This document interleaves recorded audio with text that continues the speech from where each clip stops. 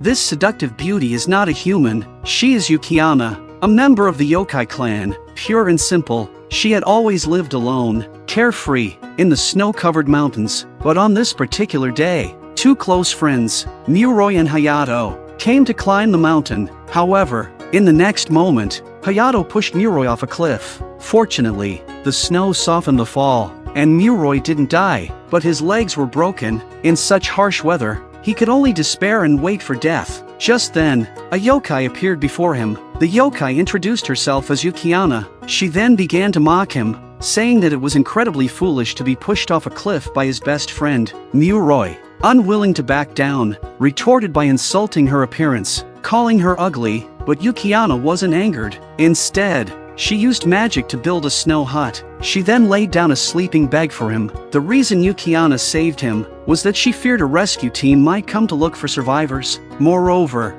in the future, humans might develop this mountain to prevent such accidents from happening, which would seriously damage the environment. After explaining, Yukionna took half of Muroi's money. She had recently developed a taste for human food and alcohol, and those things required money to buy. Although she sometimes stole them when no one was looking, that would bring the wrath of Koko, the god of wisdom in the yokai clan. The yokai have their own rules. They cannot disturb the balance among humans. By saving Muroi and then taking a reward from him, she wouldn't be breaking those rules. Though Yukionna didn't care about her appearance, she still didn't like being called ugly. After teasing Muroi for a while, she vanished into thin air. The night passed quickly. At dawn, Muroi was woken by Yukionna. Yukionna picked him up and then flew into the air. As she carried him down the mountain, she warned him he must not tell anyone about her. If he did, she would hunt him down and kill him, no matter where he went. Meanwhile, in the rescue cabin at the foot of the mountain,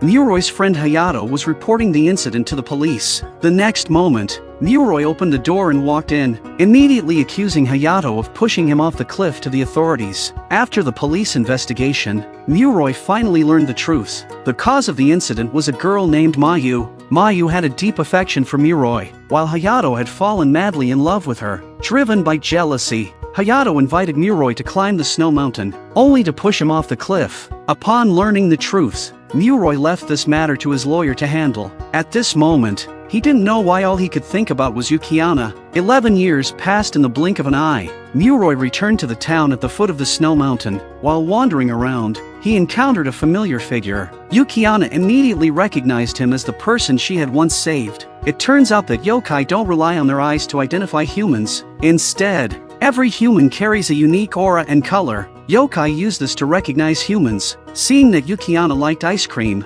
Muroi wanted to buy dozens of them to repay her for saving his life. But Yukionna insisted that Mayu treat her to a big meal instead. Muroi claimed that he was an excellent cook, so he invited Yukionna to his home. On the way home, Yukionna learned about his experiences over the past few years. His wife had cheated on him and almost killed him, and the company he had started with a partner had gone bankrupt after being betrayed. The betrayal of both his wife and friend had made Mayu lose all trust in others. So, he moved to this small town, hoping to start a new life. Hearing this, Yukionna decided to distance herself from him, as he was now a poor man. But Muroi reassured her that he had plenty of money left, and could hardly spend it all. Hearing this, Yukionna immediately changed her attitude. Muroi drove Yukionna to a supermarket outside the town, where they went on a wild shopping spree. Once they got home, Muroi immediately prepared a lavish feast for them. The two spent a delightful evening together. But after that, Yukionna started showing up regularly, often dropping by for meals. Muroi, in turn, began cooking various dishes for her every day. During their time together, Muroi learned that in the yokai world, there is a wise deity named Koko, often referred to as the princess by the yokai. Koko was very particular about maintaining balance and rules between humans and yokai. Many yokai lived in the human world, and they coexisted peacefully with humans. Moreover, the yokai used their powers to help humans whenever needed. At this point, Yukionna, who had been freeloading food and drinks at Muroi's house all day, felt a bit guilty. She decided to do something to repay him. However, Muroi felt that her current self was too decadent and didn't deserve the kind Yukionna. Consequently, he tactfully rejected her. The next day, two police officers showed up at Muroi's door. They informed him that his ex-wife, Haruna, had been murdered recently, and he was the prime suspect. The only one who could prove his innocence was Yukionna.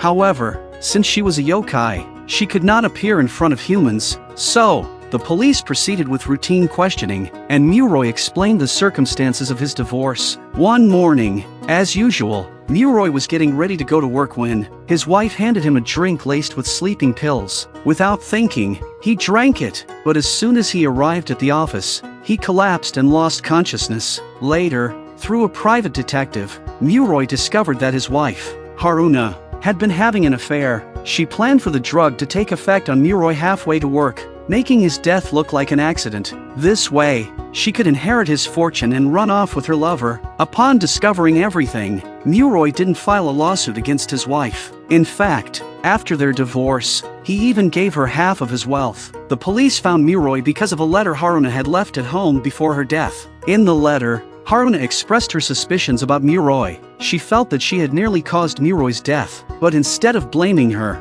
he had given her money. This made her believe that Muroi would seek revenge on her in the future. Not long ago, Haruna had also learned that Hayato, the friend who had pushed Muroi off the cliff, had been killed in a car accident a few months later. This reinforced Haruna's belief that Muroi would eventually get back at her. When the police discovered Haruna's body, they found the name Muroi written on her hand. A few days before Haruna's death, surveillance footage from the supermarket had captured Muroi with a woman who looked very similar to Haruna. The photo was taken when Muroi had recently been to the supermarket with Yukionna, but Muroi couldn't tell the police that the woman in the photo was Yukionna. Thus, the police took Muroi back to the station for questioning. It wasn't until late at night that Muroi finally returned home. Yukionna had been waiting for him. Muroi explained that on the day of the incident, he had been dining with Yukionna. The only one who could prove his innocence was Yukionna, but the police wouldn't believe in the existence of yokai. At that moment, Yukionna suddenly asked him if his ex-wife looked very similar to her. Muroi didn't deny it. It turned out that when Muroi had been in danger 11 years ago, Yukionna had appeared before him and saved him. Since then, he had never forgotten what she looked like. Even when he married Haruna, it was because she resembled Yukionna. No wonder Haruna had an affair. After all, no one wants to be a substitute for someone else. Yukionna was overjoyed upon hearing this. She decided to find a way to clear Muroi's name. Then, she thought of the princess of the yokai, the wise deity Koko. She believed that the princess could help them. Yukionna then took Muroi to find Koko, but as soon as they arrived, Koko suddenly accused Muroi of being the murderer. She claimed that Muroi was pretending to be magnanimous, but deep down, he was holding a grudge against his ex-wife and planning to take revenge. Koko also said that Muroi had designed a plan to gain Yukionna's trust and had been using her to carry out his revenge. Hearing this, Muroi was about to argue. Just then, Yukionna countered Kotoko's accusation. Although she was afraid of Koko, she was absolutely certain that Muroi was a good person. Looking at the two in front of her, Koko suddenly said that everything she had said earlier was just nonsense. In reality, Koko just wanted Muroi to know that it takes immense courage for Yukionna to defy the gods for him. She wanted Muroi to understand Yukionna's feelings, because Yukionna is too innocent, and she was afraid that Yukionna would be hurt emotionally. Koko then told them that she already knew who the real murderer was. Before Yukionna even came to find her, Koko had already been aware of the situation. She immediately commanded several small yokai to search for clues. After an investigation, Koko learned that the police had found a letter accusing Muroi at his ex-wife's house. This letter had convinced Koko that Muroi was not the killer. Upon hearing that his chances of being arrested were low, Muroi finally breathed a sigh of relief. He wanted to know who the real murderer was, but Koko didn't directly tell him. Instead, she shared her reasoning with him. Koko told him that judging from the state of his ex-wife Haruna's death, she hadn't lost anything. Nothing was stolen from her house, and there were no signs of physical harm on Haruna's body. Therefore, Haruna seemed more likely to have been lured to a specific location and killed. If the culprit was indeed Muroi, Haruna would have used that accusatory letter to threaten him. If Muroi was going to kill her, she would have handed that letter to the police. So, that letter was her safeguard. However, if Muroi did kill her, he would surely have searched Haruna's residence afterward for that letter. Consequently, he would have been caught on the nearby apartment surveillance. However, if the letter was hidden elsewhere, Muroi's unnecessary actions would have exposed him. As for the name on Haruna's body, it was clear that someone who knew Muroi had framed him. Muroi was bewildered after listening, because only he and Haruna knew about their past.